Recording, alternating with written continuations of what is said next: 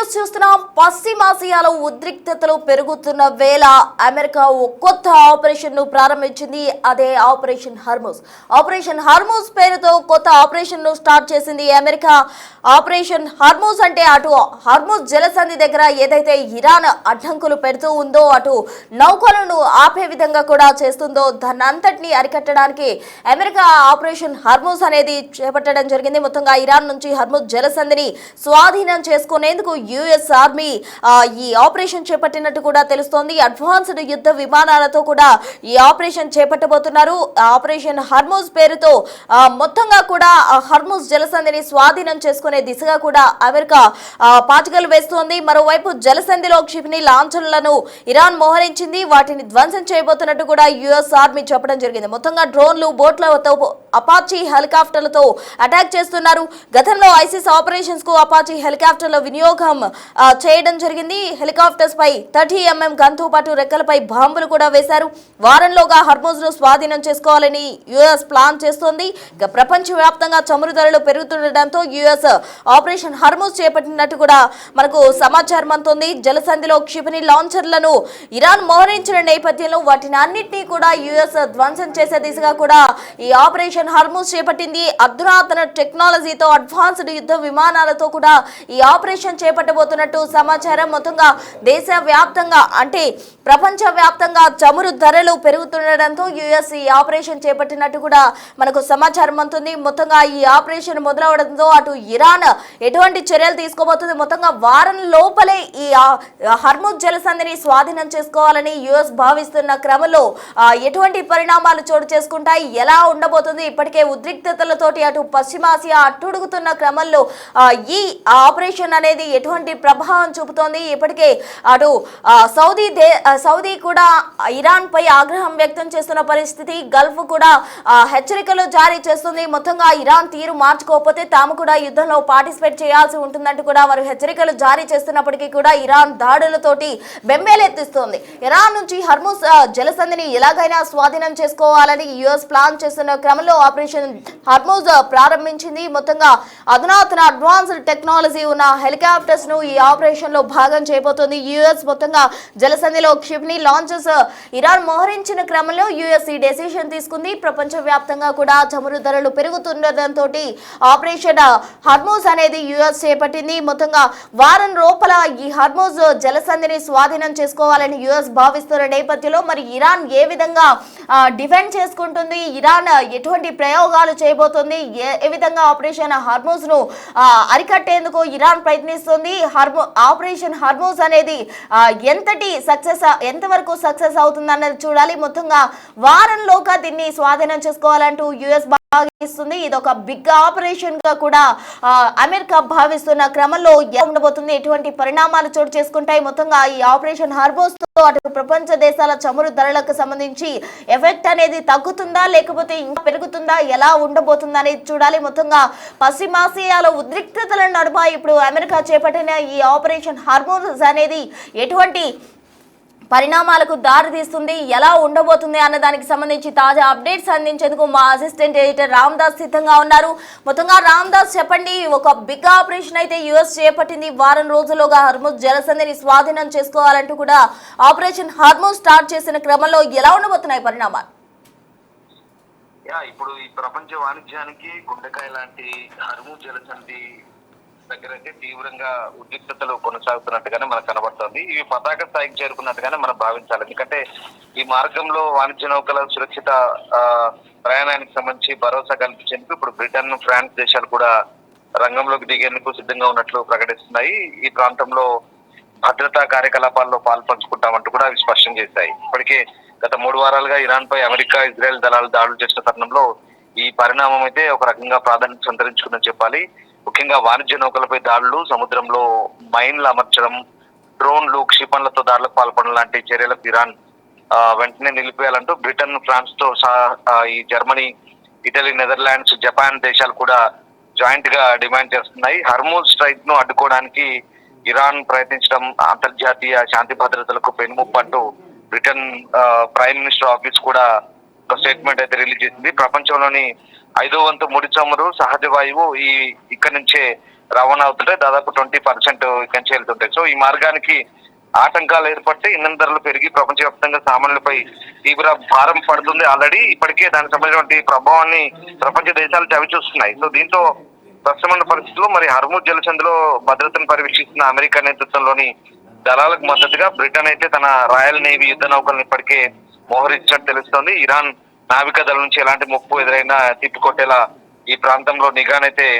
కట్టుదిట్టం చేసినట్టుగా మనకు చాలా క్లియర్ గా అర్థమవుతుంది. ఇక దాంతో పాటు ఇక నేరుగా రంగంలోకి దిగేందుకు సిద్ధమవుతున్నాయి. హర్ముజ్ తెరిచేందుకు ఆపరేషన్ కూడా మొదలు పెట్టారు. చమురు జీవనాడి అయినటువంటి హర్ముజ్ తెరిపించేందుకు కీలక పోరుకు అమెరికా కూడా మళ్ళీ కార్యాచరణ మొదలుపెట్టి ఇందుకోసం తీర ప్రాంతంలో ఇరాన్ మోహరించిన క్షిపణి లాంచర్లు, డ్రోన్లు, బోట్లు వంటి లక్ష్యాలు ఛేదించేందుకు తక్కువ ఎత్తులో ఎగిరే అపాచీ అటాక్ హెలికాప్టర్లు, తక్కువ ఎత్తులో ఎగిరే విమానాలను రంగంలోకి దింపినట్టుగా అమెరికా సైనికాధికారులను ఉటంకిస్తూ కొన్ని వార్తలు అయితే వస్తున్నాయి. America chairman of the joint chiefs of staff general Dan Caine ఈ విషయాన్ని వెల్లడించినట్టుగా వాళ్ళు చెప్తున్నారు. సో అట్లాగే జలసంధిలో Iran sea mines, boats, missiles నుంచి ఎదురయ్యే ప్రమాదాలను అరికెట్టేందుకు ఈ ఆపరేషన్ స్టార్ట్ చేశారు. ఇక్కడ ఇరాన్ ఎప్పుడైతే దీన్ని దిగ్బంధించిన తర్వాత అక్కడ పూర్తిగా వాటిని తొలగించేందుకు, ఆ దిగ్బంధనాన్ని తొలగించేందుకు వారానికి పైగా సమయం పడుతుందంటే అధికారులు చెప్తున్నారు. ఈ జలసంధి మూసివేతతో చమురు దాదాపు $120 దాకా వచ్చిన విషయం తెలిసిందే. అంటే బ్రెంట్ లో పర్ బ్యారెల్ $120 అవుతుంది.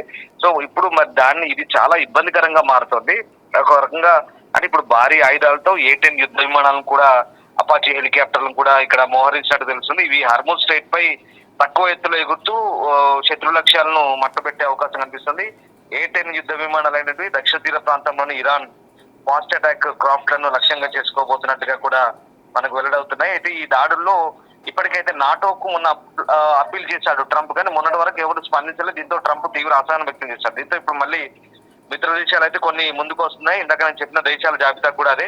సో రకంగా అటాక్ డ్రోన్లను ఎదుర్కోవడానికి అపాచీ హెలికాప్టర్ ను రంగంలోకి దించినట్టుగా జనరల్ డాన్ కెయిన్ అయితే చెప్తున్నారు. అయితే ఆ దేశాల పేర్లు చెప్పేందుకు ఆయన నిరాకరించారు. కానీ మనకు ఆబ్వియస్లీ తెలిసింది ఏంటంటే బ్రిటన్, ఫ్రాన్స్, అలాగే కొన్ని దేశాలు అయితే ఇప్పుడు ముందుకు వస్తున్నాయి. అలాగే వాస్తవానికి చాలా నుంచి కూడా ఈ A-10 అపాచీ హెలికాప్టర్లు ఇక్కడ మోహరించినప్పటికి కూడా ఇంకా వాటికి పని చెప్పలేదు. సో ఇప్పుడు వాటికి అండగా ఫైటర్ జెట్లు కూడా తోడవుతున్నాయి. సో ఇప్పటి వరకు 120 నౌకలను పేల్చినట్టుగా రక్షణ మంత్రి పీట్ హెగ్సెట్ వెల్లడించారు. సో రకంగా ప్రస్తుతం అమెరికా A-10 విమానాలను ప్రస్తుతం క్లోజ్ ఎయిర్ సపోర్ట్ మిషన్ల కోసం అయితే నిర్మించారు. తాజాగా ఇప్పుడు వాటిని నౌకల్ని ధ్వంసం చేయడం కూడా ఉపయోగించే అవకాశం కనిపిస్తుంది. సో ఇది చాలా చాలా సివియర్ గా ఉంటుంది యాక్షన్. నిజంగా అంటే ఇది 30 mm గన్ అమర్చి ఉంటుంది. దాని రెక్కలపై బాంబులు కూడా ఉంటాయి. అలాగే ఈ A-10 విమానాలు అయితే జోర్డాన్ కేంద్రంగా పనిచేస్తాయి. సో వీటిని అప్పుడు మనకు సిరియాలో ఐసిస్ పై దాడికి ఉపయోగించారు.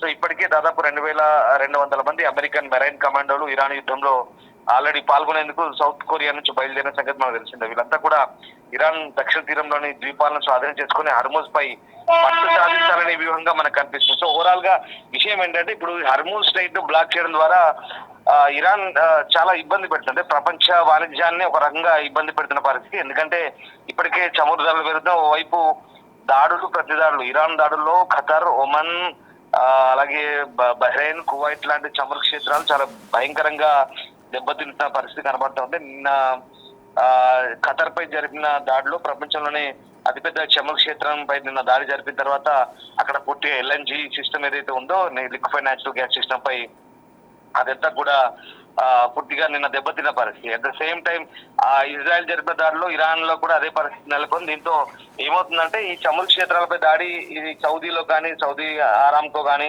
తర్వాత నిన్నటి ఖతర్ దాడి కానీ, తర్వాత మన దుబాయ్ లో ఉన్నటువంటి చమురు క్షేత్రాలపై దాడి కానీ, ఇవన్నీ కూడా కువైట్ లో ఉన్న చమురు క్షేత్రాలపై దాడి కానీ, ఇవన్నీ కూడా దాడి చేయడం ద్వారా ఏమవుతుందంటే కంప్లీట్ గా చమురుకు ఇబ్బంది, చమురుకు తీవ్రమైనటువంటి నష్టం. అంటే డిమాండ్ పెరగడం, దాంతో సప్లై తగ్గడం, విపరీతమైనటువంటి ధరలు పెరుగుదలకు నమోదవుతుంది. ద్రవ్యోల్బణానికి కారణంగా మారుతుంది. సో వీటన్నిటిని దృష్టి పెట్టుకుని ఇప్పుడు హర్ముజ్ స్ట్రైట్ ని ఏ రకంగా తెరిపించాలనే ఉద్దేశంతో ఖచ్చితంగా అక్కడ బంకర్ బస్టర్ బాంబులను కూడా యూజ్ చేస్తుంది అమెరికా. సో ఆల్రెడీ మొన్న ప్రయోగించారు. ఇప్పుడు మరి వాటికి తోడు ఈ దేశాలు కూడా తోడైతే ఖచ్చితంగా హర్ముజ్ స్ట్రైట్ ని తెరిపించాలనే ఏకైక లక్ష్యంతోనే వీళ్ళంతా పనిచేస్తున్నట్టుగా మనకు అర్థమవుతుంది. ఏదేమైనా ఇప్పుడు అమెరికా చాలా సీరియస్ గానే పరిగణించినట్టుగా మనకు తెలుస్తుంది. Right, thank you Ramdas.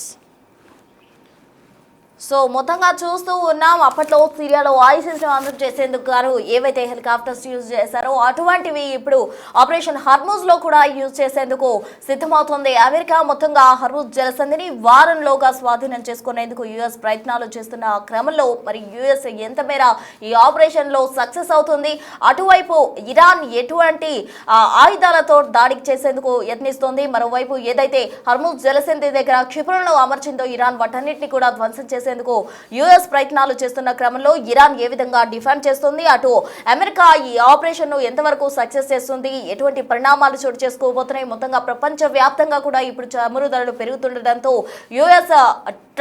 US president Donald Trump ఈ డెసిషన్ తీసుకున్న క్రమంలో ఇది ఎంత మేర ప్రపంచ దేశాలకు ఉపయోగపడుతుంది, అలాగే అటు పశ్చిమాసియాలో ఉద్రిక్తతలు అట్టాడుగుతున్న వేళ అక్కడ సిచ్యువేషన్స్ ఎలా మారబోతున్నాయి, పరిణామాలు ఇంకా తీవ్ర రూపం దాల్చే అవకాశం ఉందా, లేకపోతే సద్దుమణిగే అవకాశం ఉందా, ఈ యుద్ధానికి ఒక ఎండ్ కార్డ్ అనేది ఎప్పుడు పడుతుంది అని అంతా కూడా వెయిట్ చేస్తున్న పరిస్థితి.